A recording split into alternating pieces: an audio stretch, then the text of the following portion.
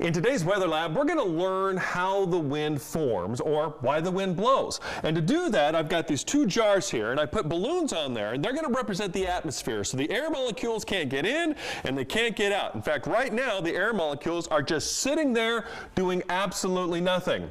So let's see what happens when the sunshine comes out and begins to warm things up. And to do that, we're going to turn on my stove. So this stove represents the sun. Now, it's not as hot as the sun, but it's going to do just fine. And what do we do when the sunshine comes out? We wear sunglasses.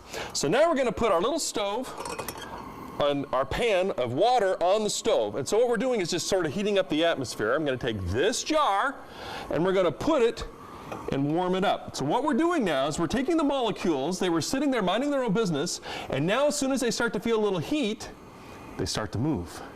And the more heat they feel, the faster they move. Now when they start moving, they can't go into the ground.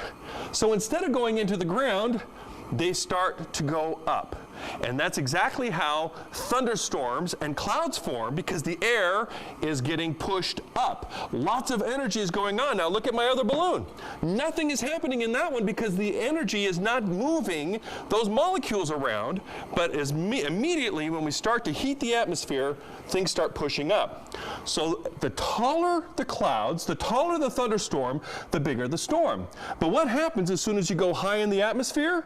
It starts to get cold. So we're going to put this into cold water, ice water, just like what would happen in the atmosphere. And as soon as I do that, those molecules that were moving very quickly start to slow down. And look what happens to our balloon. It starts to sink.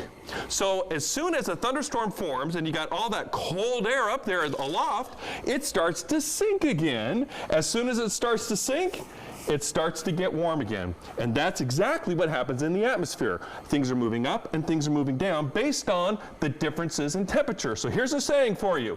The difference in temperature equals a difference in pressure.